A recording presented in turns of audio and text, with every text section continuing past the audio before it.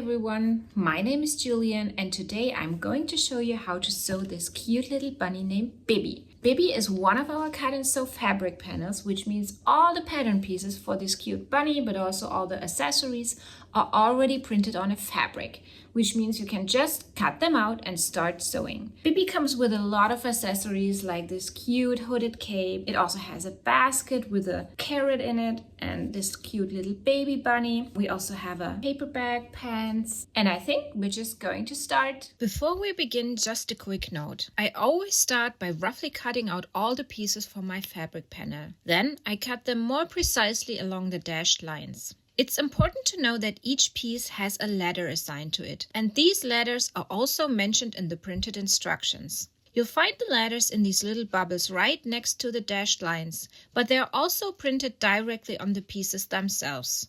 That means even after cutting, you can still identify every part by its ladder. And now let's get started with the bunny.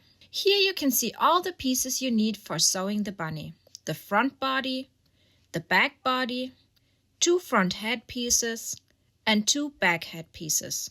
Before sewing, I marked the beginning and end of the turning opening on the body pieces with small snips. That way I can still see exactly where the opening will be later when I'm working from the wrong side of the fabric. We'll start by sewing the 2 front head pieces and the 2 back head pieces together. Place the front head pieces right sides together. Pin them along the front center and make sure that the printed little nose matches up exactly.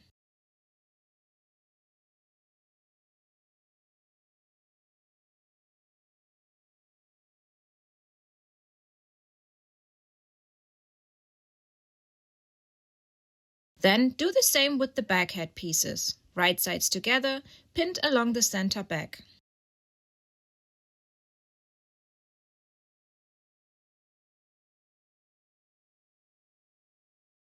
Now I sew along both pinned edges with a 1/4 inch seam allowance.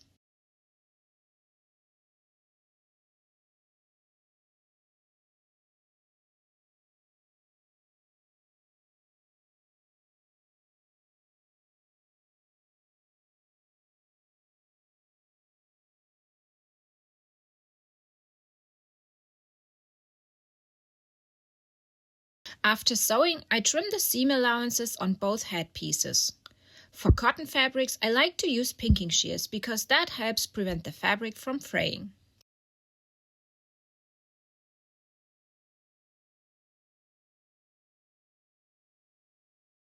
Next, I shape the seams with my fingers and press them flat with the iron.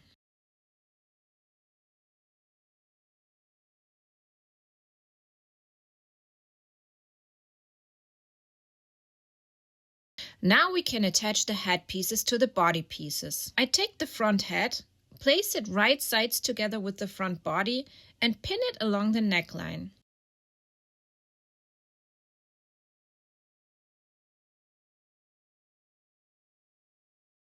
Then I do the same with the back head and the back body, pinning along the neckline right sides together. And then I sew along those pinned edges.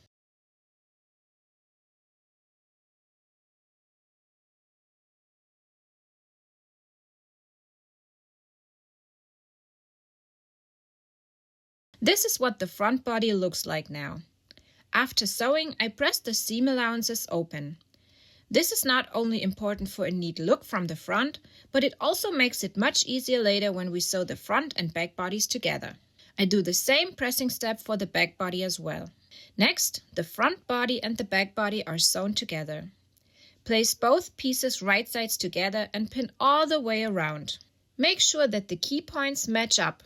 The snips for the turning opening, the neck seam, and also the seams of the front and back head pieces.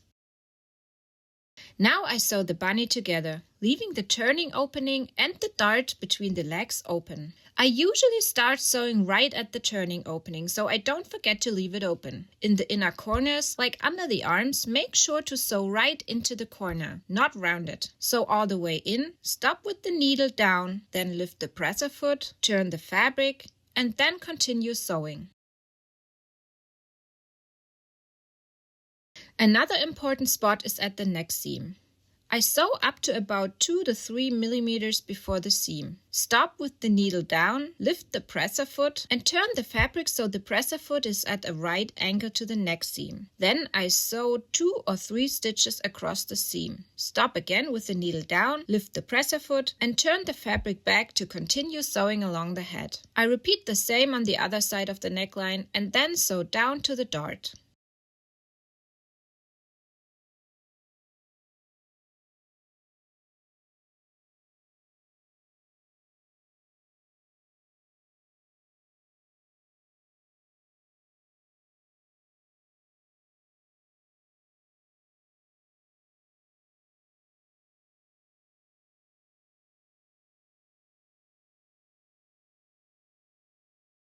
At the dart, it's pretty simple. Just sew up to the fabric edge, backstitch to secure, then start again at the other side of the dart and sew down to the turning opening.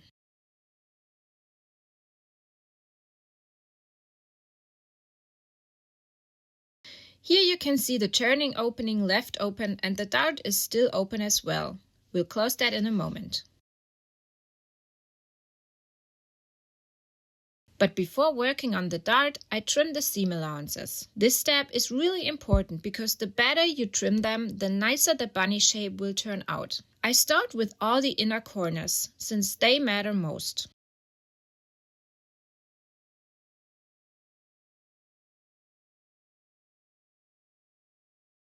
For example, I cut into the seam allowance under the arms and at the corners where the legs meet the body, cutting almost up to the seam. At the neckline, I also snip into both inner corners, being careful not to cut into the seam itself, but right next to it, just into the corner.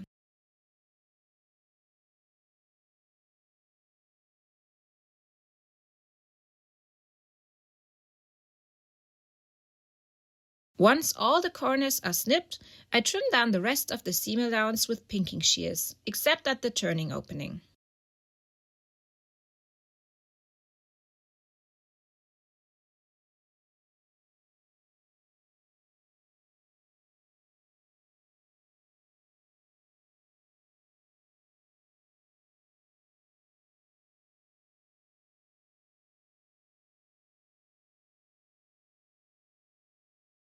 Now we can close the dart.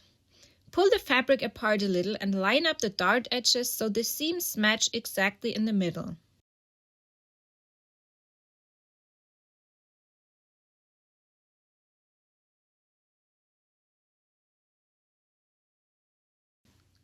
Spread the seam allowances open and pin everything in place. This is how it looks like pinned. Once I smooth out the fabric, you can see how the dart runs up into the belly. For sewing, I put the edges back exactly on top of each other. I sew the dart closed with 1/4 inch seam allowance, making sure it tapers off to a nice point at the start and end.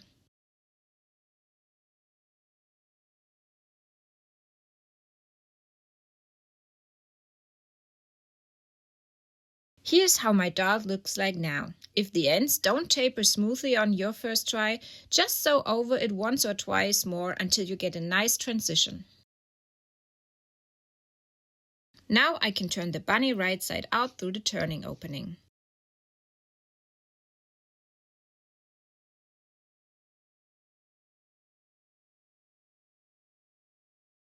To shape the arms and legs properly, I use a long tool to push them out.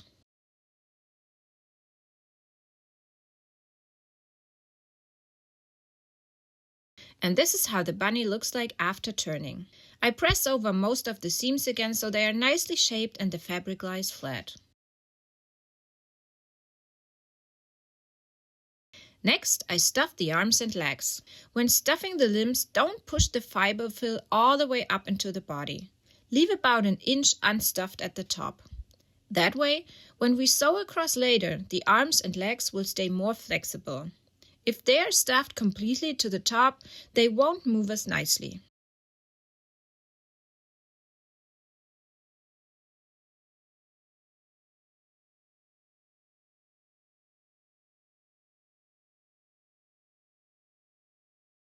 Now I sew across the arms from the neckline down to the armpit with a straight stitch. I do the same with the legs, pinning the fabric layers together before sewing.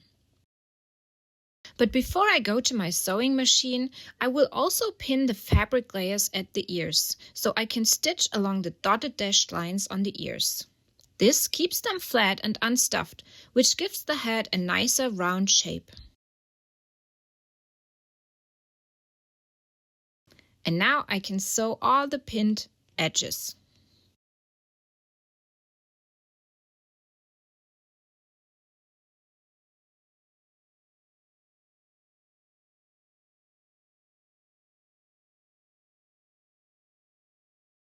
I do the same with the legs, pinning the fabric layers together before sewing.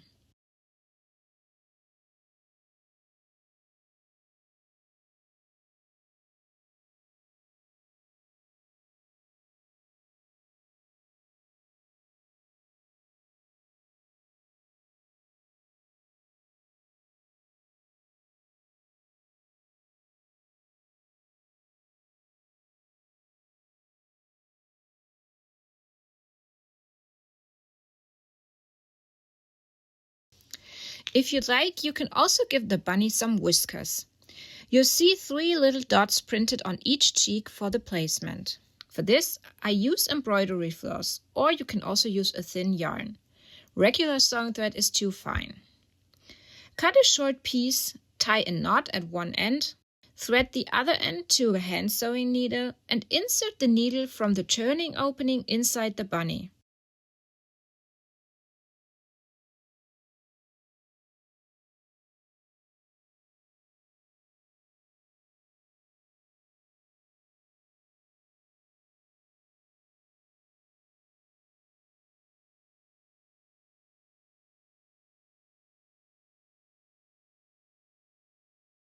Bring it out through one of the cheek dots. And that's one whisker done. Repeat the same with the other dots.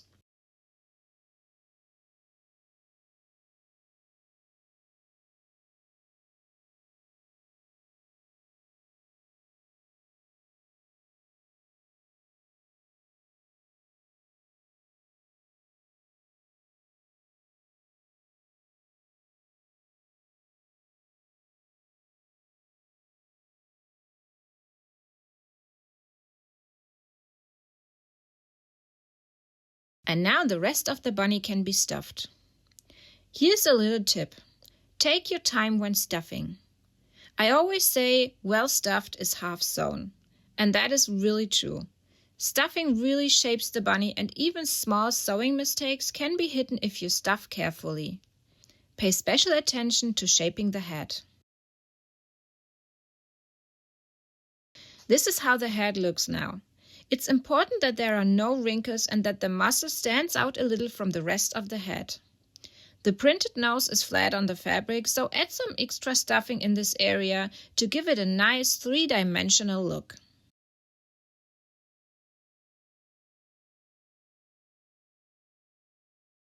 And now I can finish stuffing the rest of the bunny.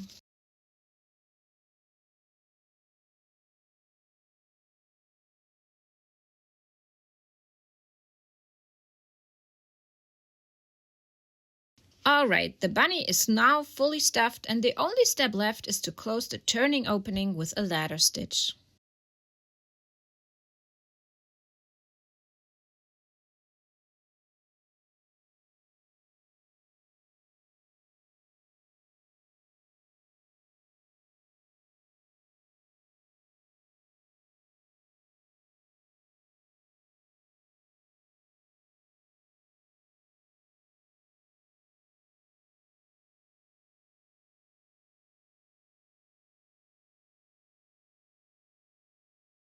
Finally, I trim the whiskers to the length I want.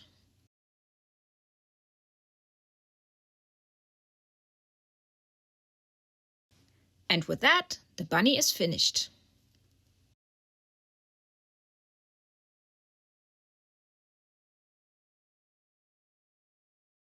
Next, we're sewing the little baby bunny and the carrot.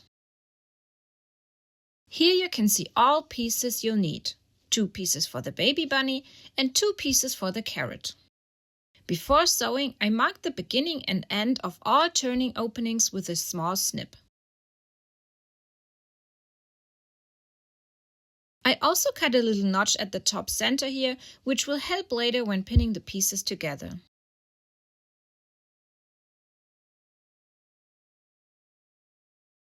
Now I pin the two carrot pieces right sides together, and then I do the same with the two bunny pieces.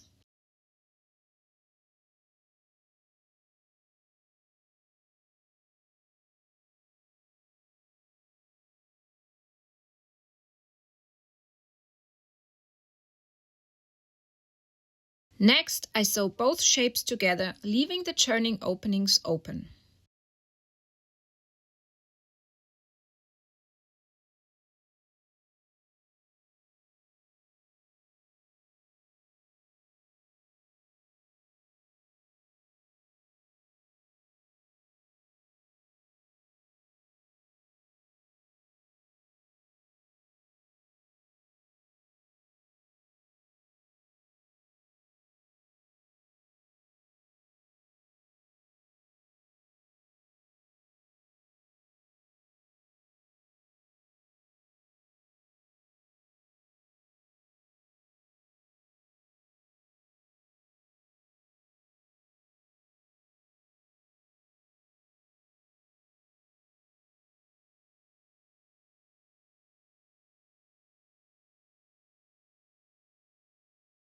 Before turning them right side out, I trim the seam allowances.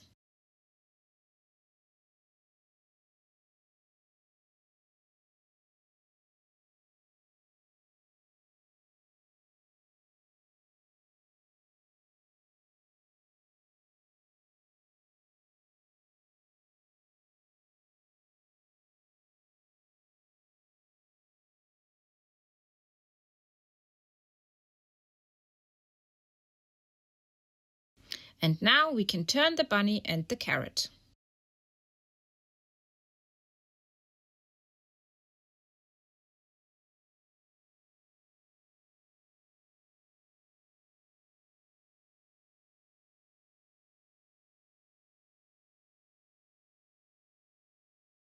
Fold the seam allowances at the turning openings to the inside and press both pieces flat.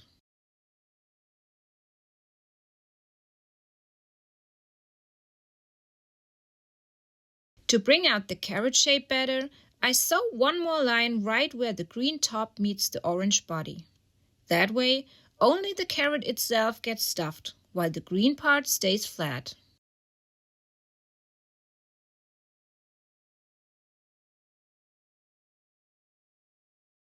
Now you can stuff both the baby bunny and the carrot with fiber fill.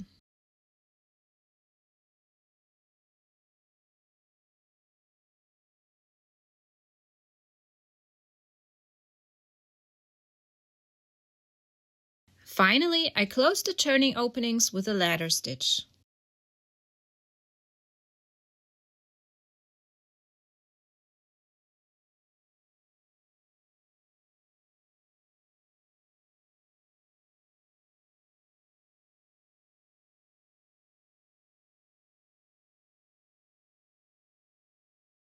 And that's it. The baby bunny and the carrot are finished.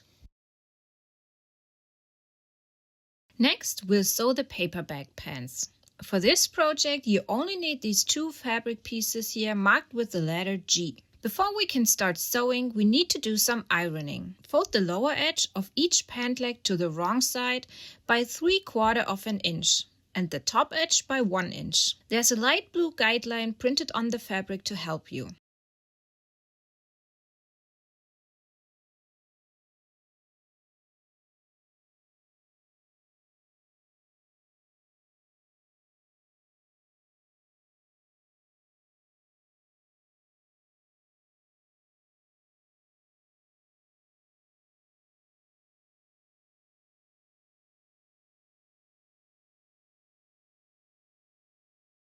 Now we sew the leg hems along the two dotted dashed lines. This creates a casing for the elastic. To make sewing easier, I pin the folded fabric in place with a few pins. Then I sew along both dotted dashed lines.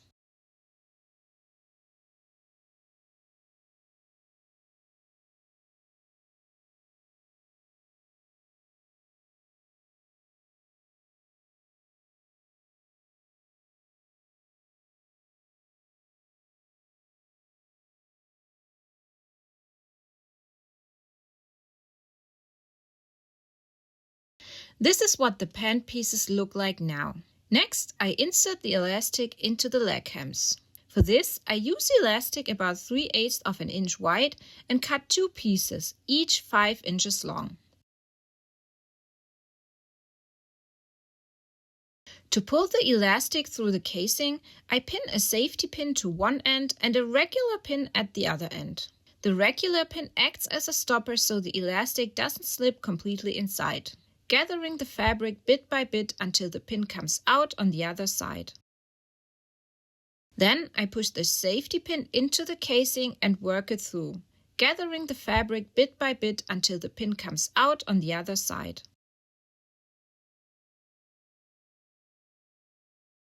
I pull the elastic so that about 1/4 of an inch sticks out on both ends and pin it in place within the seam allowance.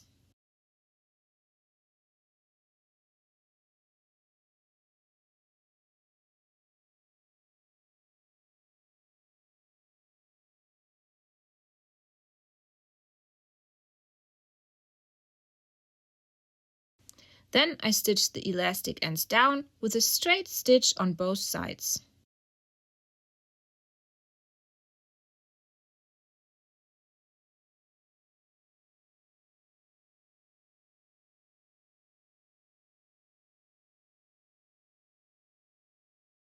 Now the leg hems are nicely gathered.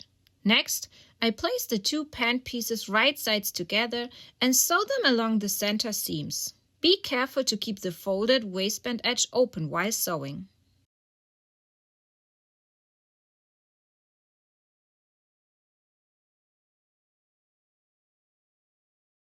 Sew from the crotch seam up to the waistband.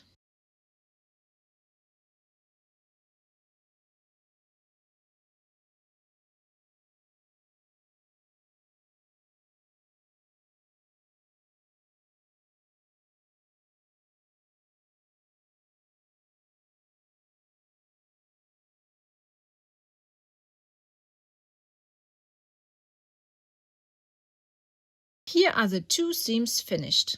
Now I trim the seam allowances back with pinking shears.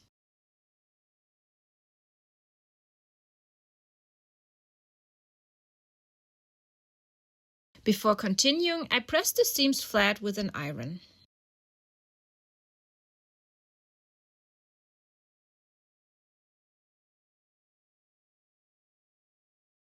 Next, I fold the pants so that the center seams we just sewed are aligned in the middle.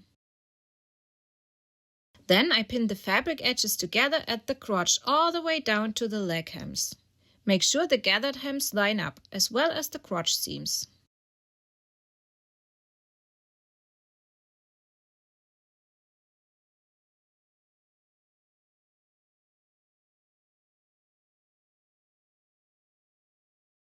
Now I sew from hem to hem across the crotch.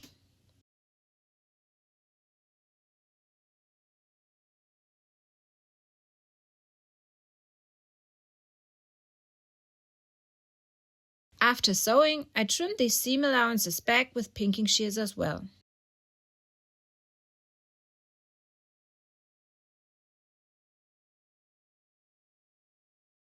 Now the pants are starting to look like real pants. The only thing missing is the waistband. For that, I fold the top edge of the inside by 1 inch, just as we pressed earlier. Later, we'll stitch along the dotted dash lines from the right side of the fabric. This creates another casing for the elastic. Before sewing, I pin the folded waistband edge in place with a few pins. Here you can see the opening for the elastic, so leave that section unsewn.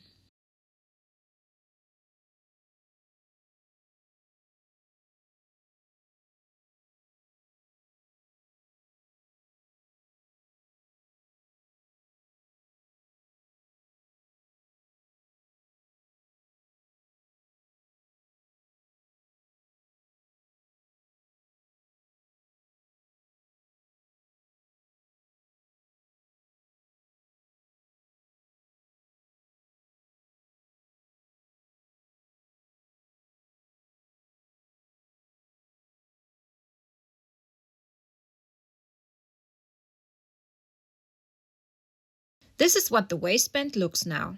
And here's the opening where I'll insert the elastic. I do this the same way as with the legs. First, I cut a 10-inch piece of elastic. Then I attach a safety pin to one end and a regular pin to the other end as a stopper.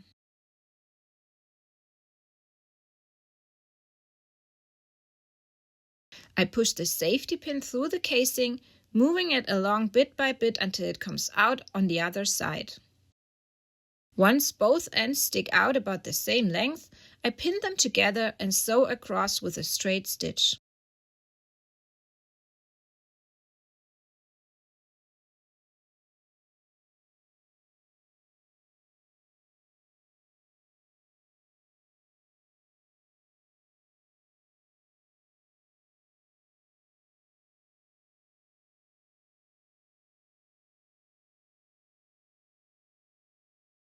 Then I pull the elastic fully into the waistband.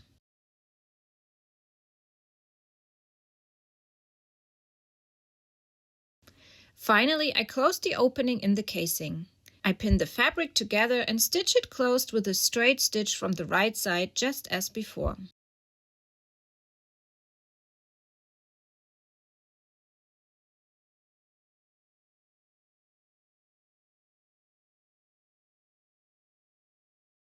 And with that, the pants are finished. Next, we'll sew the sleeveless reversible top. For this project, you'll only need these two fabric pieces. Before I start sewing, I mark the beginning and end of the turning opening with two small snips. Now I place the two pieces right sides together and pin them.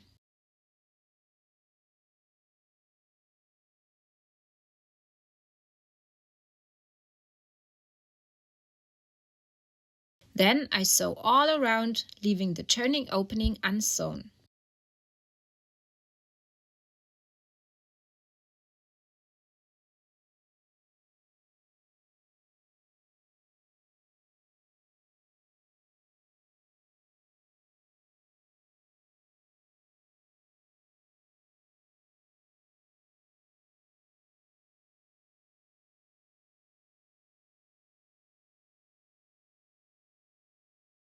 Once that's done, I trim the seam allowances. At the corners, I cut the seam allowance diagonally so the corners will turn out neatly. In the inner corners, which will later become the armholes, I clip right up to the seam.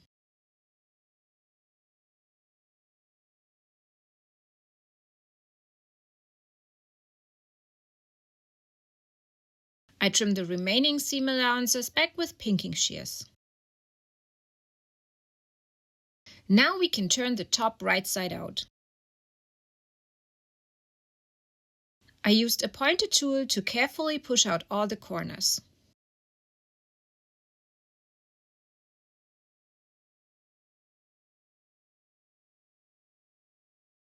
Next, I press all the fabric edges flat. Make sure the seam allowance at the turning opening is folded inwards.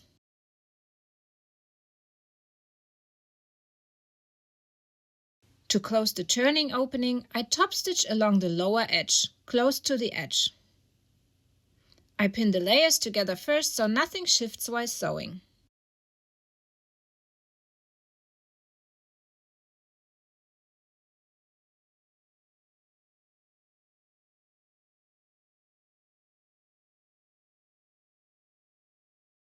For the closure, I add some Velcro to the overlapping section, which is about 5/8 of an inch wide. You could also use snaps if you prefer. Since the Velcro strip is a little too wide as it is, I stick the two sides together and then trim both edges so that each strip is about 3/8 of an inch wide. Then I pin one strip onto the dotted side of the top and the other onto the floral side.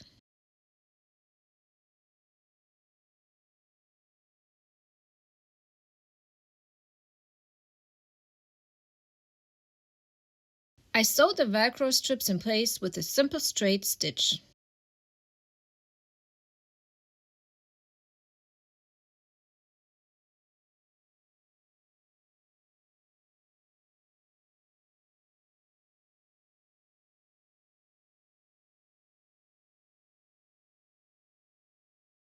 Now the top is almost done. The only part missing are the shoulders. To do this, I close the Velcro or the snaps depending on what you chose. You'll see the shoulder straps overlapping slightly. The overlap should be about 3/8 of an inch. I pin them in place, making sure the printed button is facing up.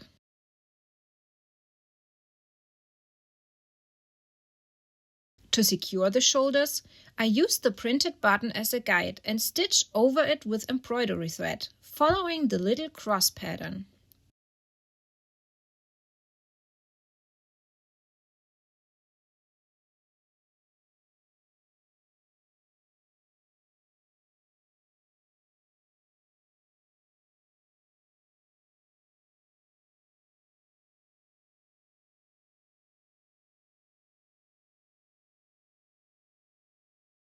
To hide the knot, I place it between the two strap layers.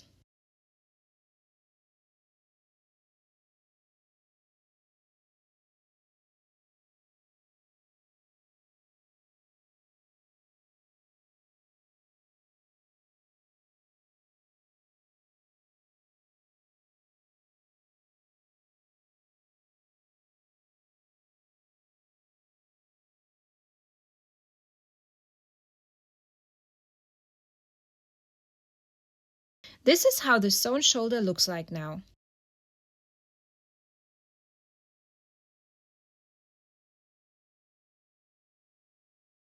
To hide the two small stitches on the other side, I add a little bow with a short piece of thread, but that's optional.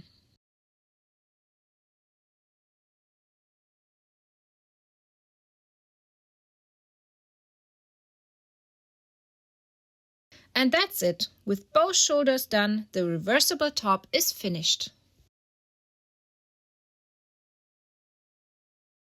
Next, we'll sew the gathered skirt. For this project, you only need this one pattern piece here. Before we can start sewing, we need to press the fabric edges. The skirt gets a double hem at the top and at the bottom, with elastic threaded into the top hem. For the bottom edge, fold the fabric to the wrong side by 3/8 of an inch.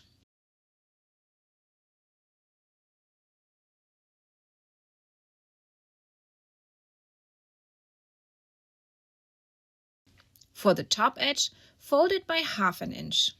Once that's done, press the edges a second time. Fold the bottom edge by 3/8 of an inch again and the top edge by 3/4 of an inch.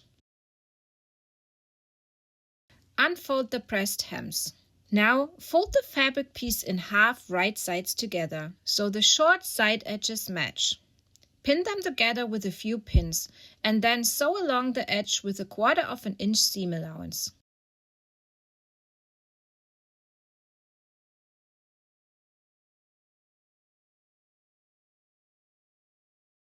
Here's how the skirt looks like now. Next, I trim back the seam allowance with pinking shears.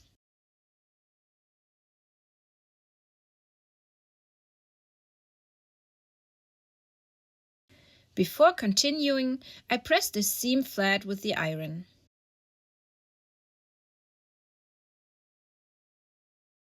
Now we can work on the hem. Fold the bottom edge along the pressed folds. First 3/8 of an inch and then 3/8 of an inch again. Pin it in place along the dotted dashed line. If your pins are placed directly on that line, you can double check that your stitching later will actually catch the folded hem on the back. Do the same for the top edge. Now sew along both dotted dashed lines. At the top edge, which will become the waistband, make sure to leave a small opening for the elastic.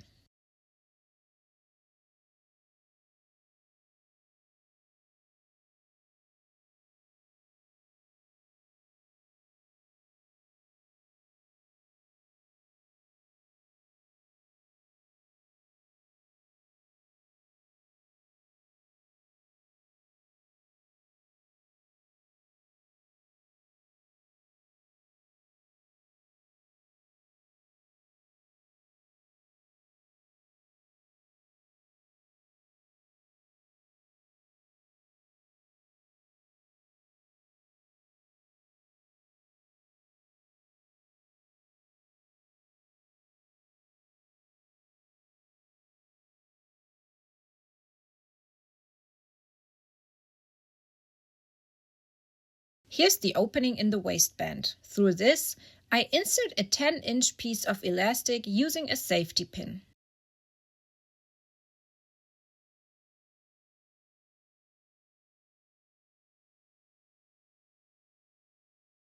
When both ends of the elastic come out of the opening, place them exactly on top of each other and pin them together. Make sure the elastic isn't twisted, that's really important. Then stitch the ends together with either a straight stitch or a zigzag stitch. This is how it looks now. I pulled the elastic fully into the casing, spread out the gathers evenly so it looks nice, and then closed the opening with a straight stitch.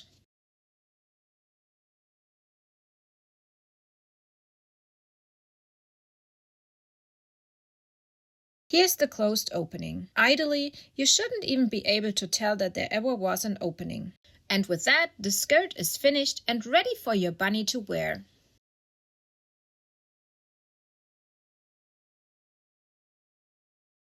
Next, we'll move on to the hooded cape. For this project, you need these pieces: 2 cape pieces and 2 hood pieces. Before we start sewing, I marked the beginning and end of the turning opening with small snips.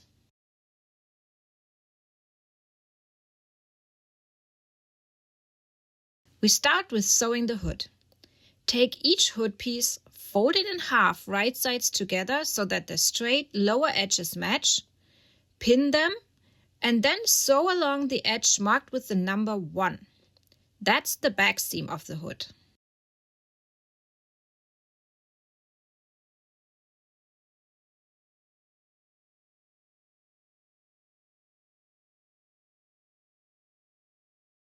Now I sew along this back edge on both hood pieces.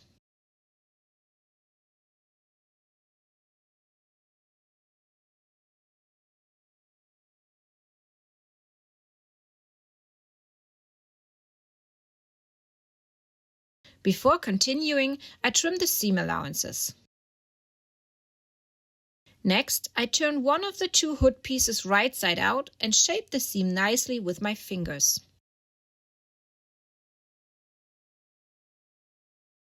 Then I slide this hood piece right sides together into the other one, so that I can pin them together along the front edge, the one marked with the number 2.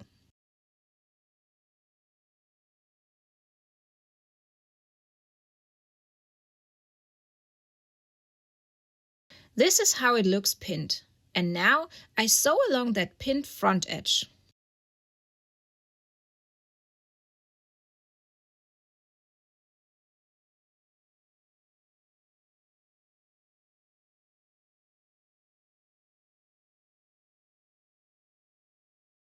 Here too, I trim back the seam allowance.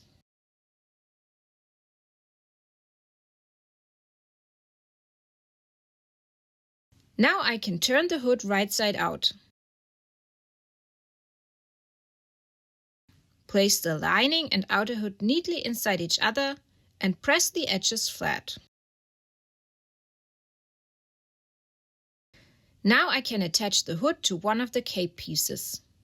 Along the neckline, you'll find a marking to help you. I always start by pinning the center of the hood to the center of the cape, and then I pin the rest of the edge in place.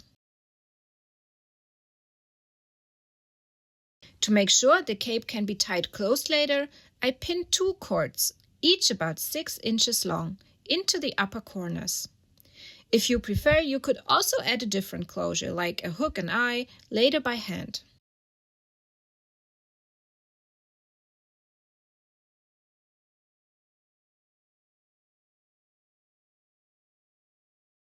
Next, I place the second cape piece right sides together on top of the one with the hood and pin it in place.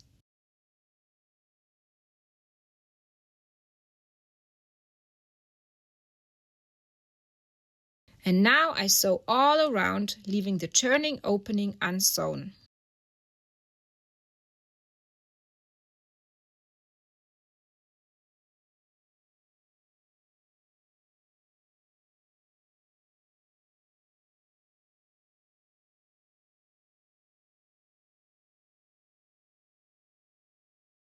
Now I trim back the seam allowance at the top corners and trim the rest of the seam allowance with pinking shears.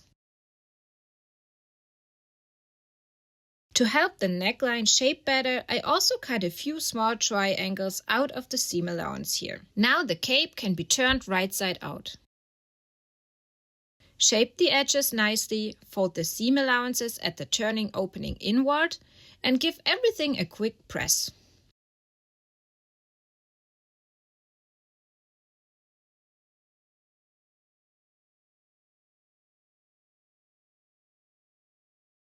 To close the turning opening, I top stitch close to the edge all the way around.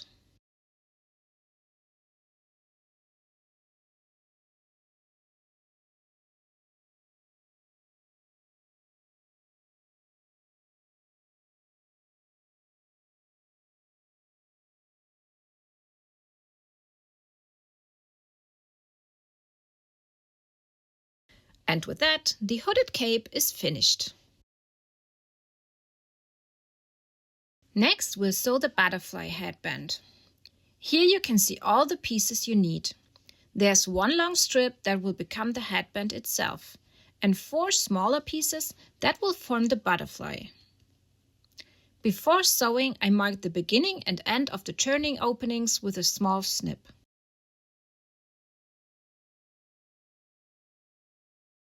We start with some ironing. Take the long strip, fold it in half lengthwise with wrong sides together so the raw edges meet, and press it flat.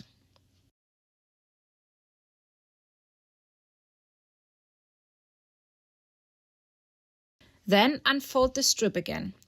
Now press the long raw edges in toward the center fold line.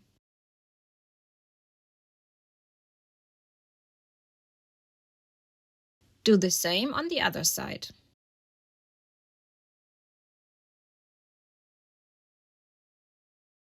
Then fold the strip in half lengthwise once more. This hides all the raw edges except at the 2 short ends. Press it flat again. Pin the folded strip in place and top stitch close to the edge.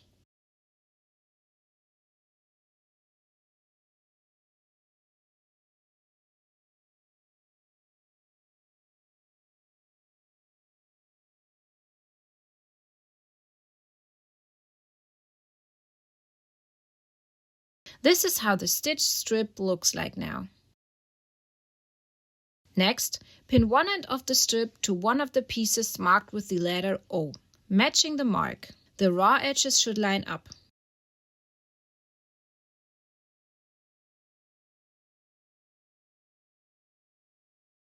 Fold the strip across the turning opening so it won't get sewn in, and pin it down in this folded position.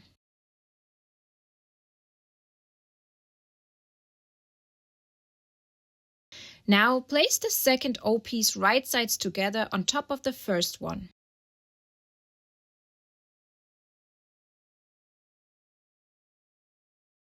Sew the 2 O pieces together, leaving the turning opening unsewn. The strip will be sewn in at the same time.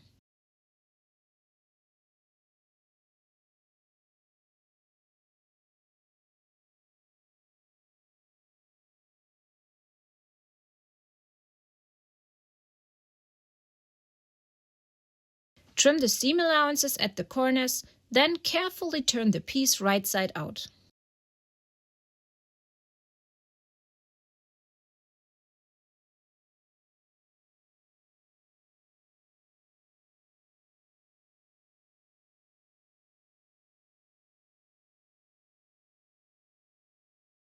Repeat the same steps with the other end of the strip and the 2 pieces marked with the letter P.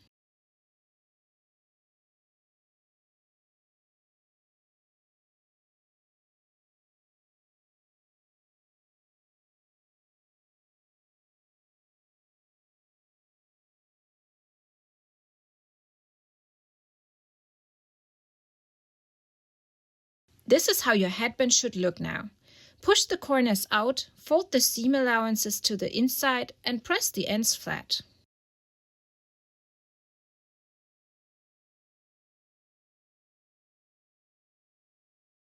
Next, close the turning openings. You can either top stitch them close to the edge or close them by hand with a ladder stitch, like I do here.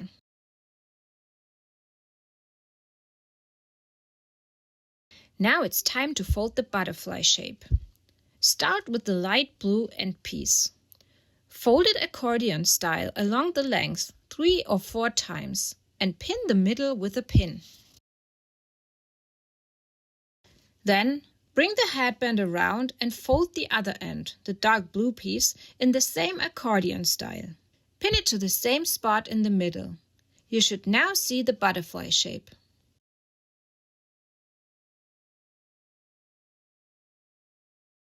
To hold the butterfly shape, cut a piece of cord about 9 inches long. Then fold the cord in half and place the loop behind the butterfly.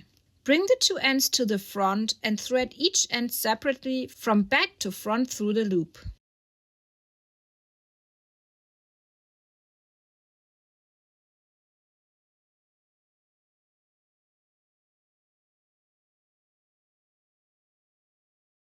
Pull both ends at the same time to tighten the loop and secure the butterfly shape. Make sure the folds lie nicely so the butterfly shape comes out clearly.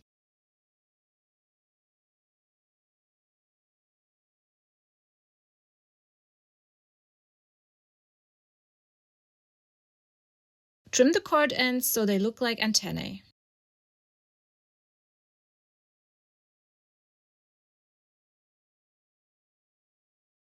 And with that, the butterfly headband is finished. Now we're sewing the little basket. Here you can see which pieces you'll need. 2 pieces for the basket itself and this one here for the handle. First, mark the beginning and end of the turning opening on both basket pieces with a small snip. We'll start with the handle. Begin by pressing the short ends to the wrong side along the markings.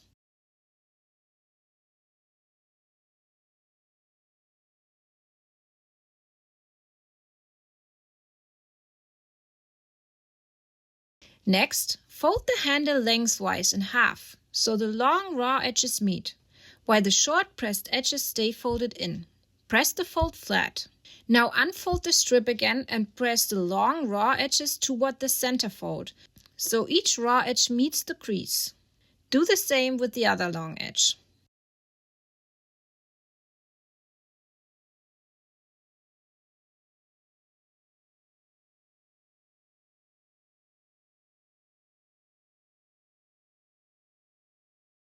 Then fold the handle in half lengthwise again. This way, all raw edges are hidden inside. Press it flat once more. Now pin the folded layers together and top stitch all the way around.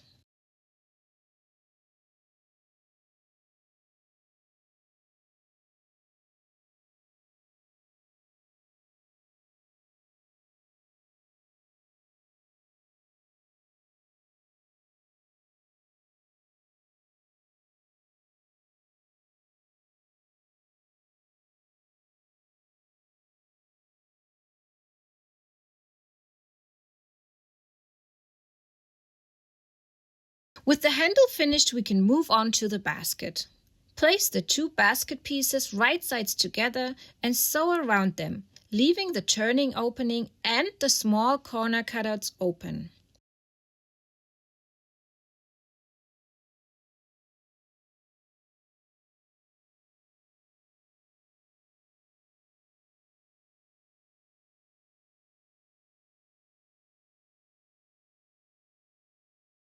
It's very important to not sew across these corners here.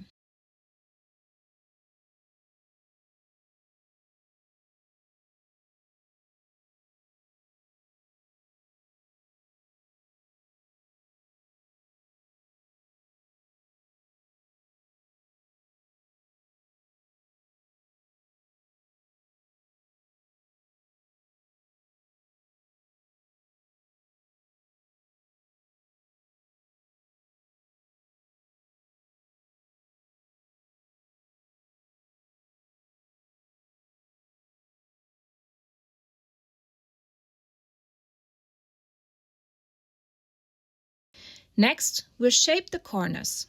Pull the fabric at each open corner apart so the side seam and the bottom seam line up in the middle, and the raw edges of the corner match up as well. Spread the seam allowances open and pin the corners in place.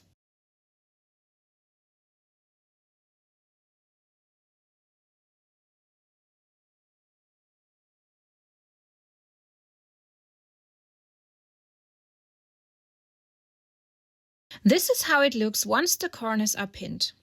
You can already see the basket getting some volume. Repeat the same with the other corners. Now sew across each corner, parallel to the raw edge.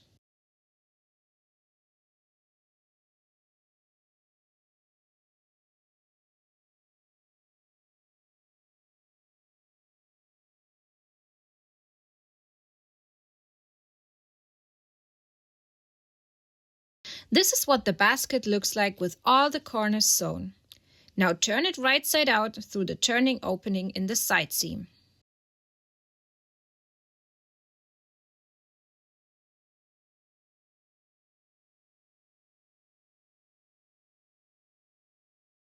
Close the opening with a ladder stitch. Since it will be hidden inside later, you could also close it with a simple straight stitch if you prefer.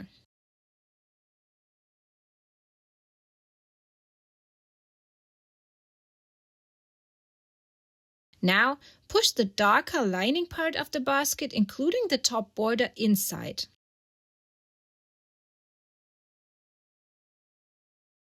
Then, fold the border back out to the outside. The only thing missing now is the handle. Inside the basket at the side seams, you'll find two markings. Pin the two ends of the handle to those marks.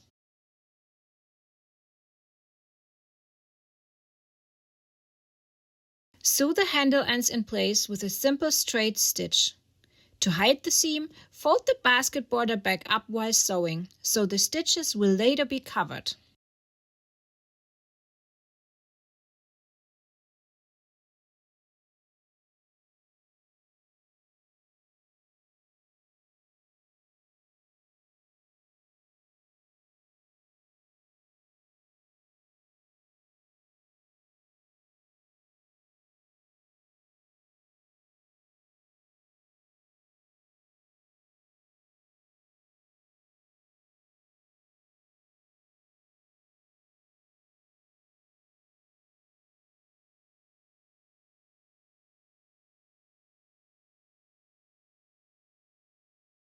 This is how the handle looks once it's attached. When you fold the border back down, the seam disappears underneath.